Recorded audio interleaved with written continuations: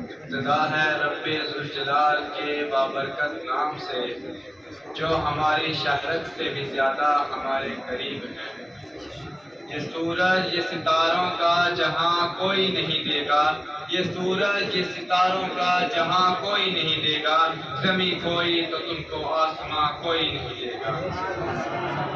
السلام علیکم ورحمۃ اللہ وبرکاتہ۔ سامعین کی قدر،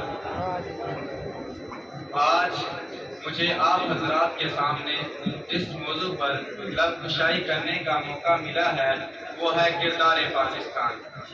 سامعین ذی قدر، میں جب تاریخ کا مطالعہ کرتا ہوں اور خود کو کئی برس پیچھے کر کے محسوس کرتا ہوں تو میں دیکھتا ہوں کہ شہیدوں کے لہو سے لکھی گئی تحریر، قائد کی انتھک محنت کی تصویر، علامہ اقبال کے خواب کی تعبیر، یعنی میرا پاکستان لہو لوہان جب ظلم و جبر کی زنجیروں اور شکنجوں کو توڑ کر 14 اگست 1947 کو رمضان المبارک کے بابرکت مہینے میں دنیا کے نقشے پر روشنی بن کر ابھرتا ہے تو چند باطل لوگ اعتراض کرتے ہیں، زبان درازی کرتے ہوئے چل کر کہتے ہیں کہ پاکستان زیادہ دیر تک دنیا کے نقشے پر قائم نہیں رہے گا، پاکستان کا وجود مٹی میں مل جائے گا، پاکستان خاک میں مل جائے گا۔ لیکن آج اللہ رب العزت کے فضل و کرم سے تاریخ یہ منظر دیکھتی ہے کہ پاکستان نہ صرف قائم اور دائم ہے بلکہ اس ملک کی قوم نے اپنی مسلسل جد و جہد سے یہ بات ثابت کر دی ہے کہ پاکستان مٹنے کے لیے نہیں بنا، پاکستان ختم ہونے کے لیے نہیں بنا، بلکہ پاکستان قیامت تک قائم اور دائم رہنے کے لیے بنا ہے۔ شاعر کیا خوب کہتا ہے کہ جب اپنا قافلہ عزم و یقین سے نکلے گا، کہ جب اپنا قافلہ عزم و یقین سے نکلے گا، جہاں سے چاہیں گے راستہ وہاں سے نکلے گا۔ سامعین ذی قدر، جب سے پاکستان وجود میں آیا ہے اس وقت سے لے کر آج تک جب بھی لوگوں کو ضرورت محسوس ہوئی تو اس ملک کی مٹی نے ایسی عظیم ہستیاں پیدا کی ہیں کہ جن کی مثال دنیا پیش کرنے سے قاصر ہے۔ جب بات قرآن مجید اور فرقان حمید کی خدمت کی آئی تو اس ملک کی مٹی نے مفتی محمود جیسا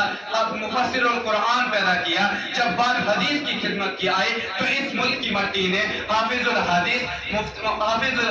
مولانا عبداللہ درخواستی پیدا کیا۔ جب بات ختم نبوت کی آئی تو اس ملک کی مٹی نے عطا اللہ شاہ بخاری جیسا دلیر پیدا کیا۔ جب بات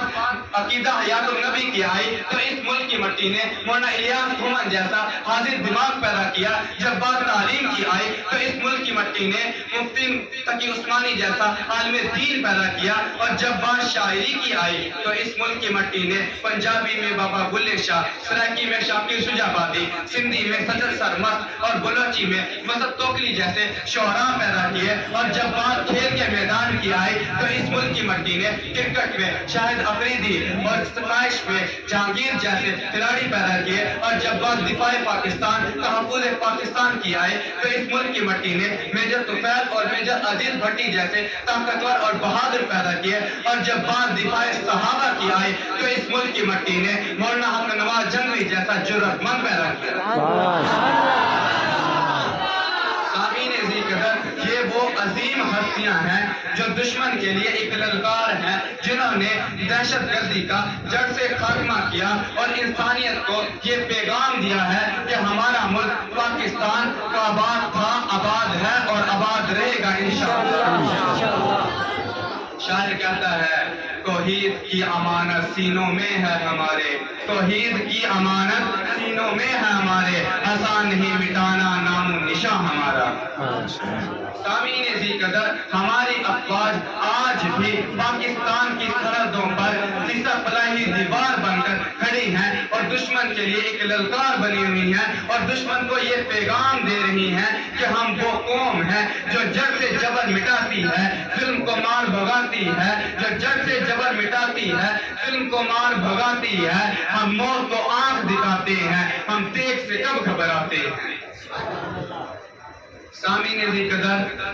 ہم زندہ قوم ہیں اور زندہ قوموں کا یہ دستور ہوا کرتا ہے کہ جب ان کے ملک کی آن عزت اور آبرو پر آواز اٹھائی جاتی ہے تو وہ اپنی جانوں کا نذرانہ پیش کرنے سے گریز نہیں کرتی. تو پاکستانی ہونے کے ناطے ہمارا بھی یہ فرض بنتا ہے کہ جب ہمارے ملک پر آواز اٹھائی جائے, ہماری عزت, ہمارے ملک کی عزت اور آبرو پر کوئی آنچ ہے, تو ہمیں بھی اپنے ملک کے لیے جانوں کا نذرانہ پیش کرنے سے گریز نہیں کرنا چاہیے, کیونکہ یہ وطن ہمارا ہے اور ہم ہی ہے پاسباں اس کے. کیا بات ہے, کیا آخری شعر. ہم اپنے وطن کی پہچان کو مٹنے نہیں دیں گے, ہم اپنے ملک کی پہچان کو کبھی مٹنے نہیں دیں گے, ہم اپنے ملک کی پہچان کو کبھی مٹنے نہیں دیں گے, یہاں اسلام کے پرچم کو کبھی جھکنے نہیں دیں گے. ہمارے